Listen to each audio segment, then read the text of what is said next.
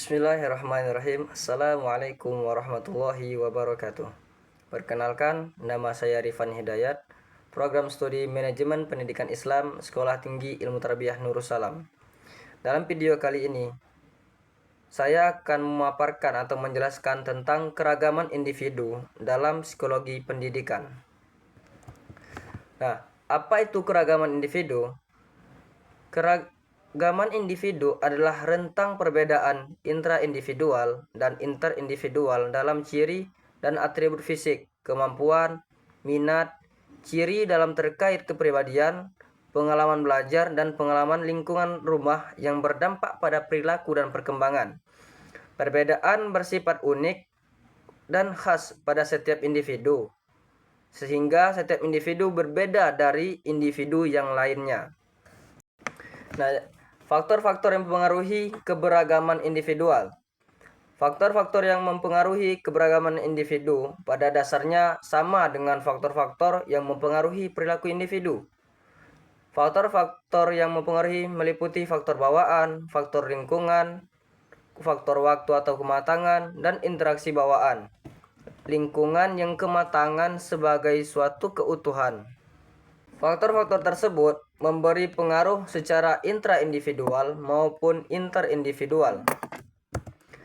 Dan faktor yang pertama adalah faktor bawaan. Faktor bawaan adalah segala sesuatu yang dibawa oleh individu pada saat dilahirkan, meliputi dimensi keturunan dan segala sesuatu yang terjadi pada individu selama dalam kandungan.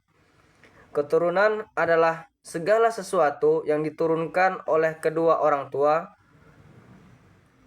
Keturunan meliputi komposisi DNA, ciri-ciri fisik, intelijensi, bakat, dan faktor kepribadian karena genetika dan mengikuti prinsip-prinsip genetika, sehingga sesuatu yang terjadi selama individu berada dalam kandungan meliputi kondisi fisik dan kecacatan serta ciri-ciri dan faktor kepribadian. Keberagaman karena faktor bawaan secara genetika diturunkan oleh kedua orang tua berdasarkan gen. Gen merupakan informasi bawaan sebagai bagian dari struktur DNA. Prinsip-prinsip genetika meliputi A, yaitu gen dominan dan resesif. Dominan artinya memberi pengaruh atau menjadi ciri atau karakteristik yang nampak pada santri. Resesif adalah pembawa sifat, memberi pengaruh tidak langsung dan akan muncul pada saat bertemu dengan gen yang sama-sama resesif pada generasi selanjutnya. Yang B adalah komposisi kromosom menentukan jenis kelamin. Dari 46 kromosom, 2 kromosom mengatur tentang jenis kelamin. Kromosom XX menunjukkan jenis kelamin perempuan dan XY untuk jenis kelamin laki-laki. C. Imprinting genetik, genetik yang tertanam. Mekanisme dalam gen untuk memodifikasi satu kondisi dalam keluarga. Individu menunjukkan predisposisi pada satu kondisi tertentu atau individu memiliki kondisi lebih mudah terkena satu penyakit atau suatu kondisi tertentu karena kondisi yang diturunkan oleh orang tuanya. Dan D. Polygenic inheritance, sifat genetik yang melekat. Transmisi genetik merupakan peristiwa yang sangat kompleks. Gen berinteraksi untuk menghasilkan karakteristik individu yang khas dan unik. Dan yang E, reaction range atau rentang reaksi. Rentang reaksi adalah transmisi genetik merupakan peristiwa yang sangat kompleks. Gen berinteraksi untuk menghasilkan karakteristik individu yang khas dan unik. E, reaction range, rentang reaksi. Setiap genotype secara aktual phenotype tergantung pada lingkungan yang reaction range atau rentang reaksi adalah rentang fenotip dari kaya atau miskin. F. Canalization atau kanalisasi. Nah, proses mengembangkan atau menghalangi karakteristik pada satu tahap perkembangan, upaya melindungi individu dari kondisi lingkungan yang ekstrim. Yang kedua adalah faktor lingkungan. Faktor lingkungan adalah segala sesuatu yang berada di luar individu dan mempengaruhi individu, meliputi dimensi personal atau orang, kondisi, peristiwa, situasi, sarana fisik, material, suasana maupun tatanan.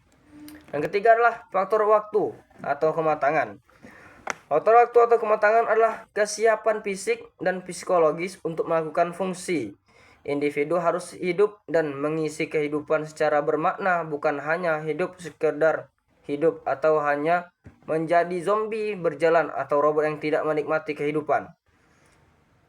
Proses belajar dan perolehan pengalaman dan menyesuaikan diri dengan tuntunan lingkungan memerlukan kesiapan secara fisik maupun psikologis. Dan keempat adalah interaksi bawaan. Interaksi bawaan dalam psikologi merujuk pada cara individu berinteraksi dengan orang lain berdasarkan faktor-faktor yang sudah ada secara alami seperti kepribadian, emosi, dan pengalaman sebelumnya. Ini mencakup pada perilaku yang muncul secara otomatis dalam konteks sosial tanpa pemikiran atau usaha yang sadar, berkomunikasi dengan merespon orang lain.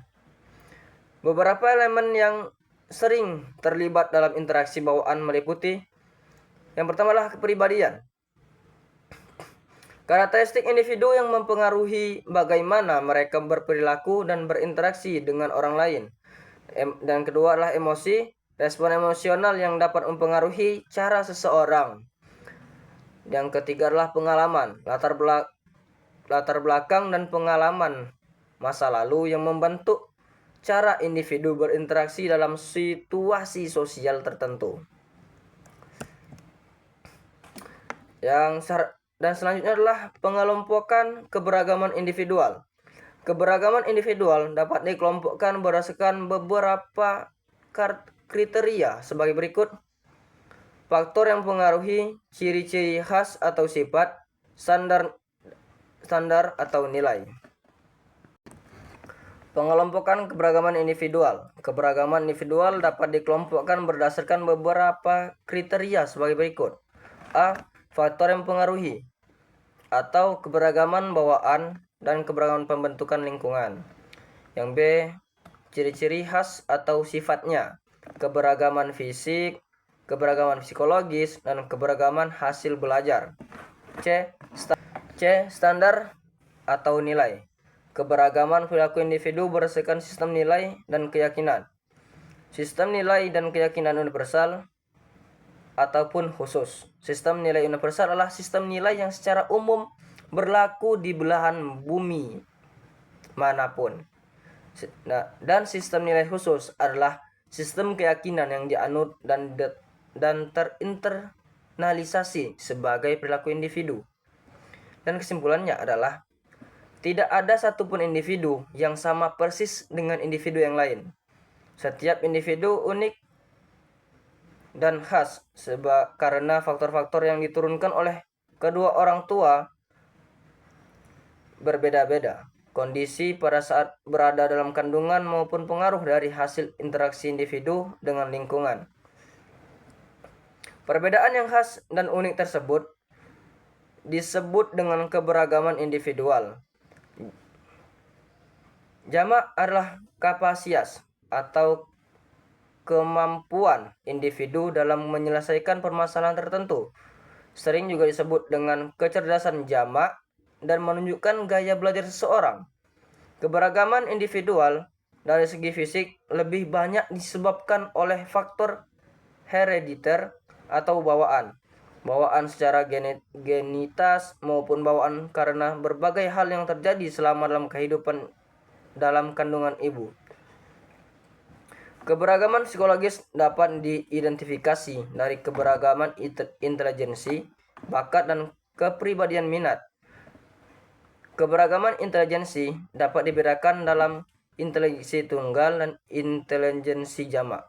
Intelijensi tunggal adalah keberagaman kapasitas umum individu dalam menjalani kehidupan, sering juga disebut dengan kapasitas intelektual atau kemampuan persekolahan. Intelijensi jamak adalah kapasitas atau kemampuan individu dalam menyelesaikan permasalahan tertentu, sering juga disebut dengan kecerdasan jamak dan menunjukkan gaya belajar seseorang. Dan mungkin cuma ini yang bisa saya sampaikan dalam video hari ini. Mungkin kurang lebihnya saya mohon maaf. Assalamualaikum warahmatullahi wabarakatuh.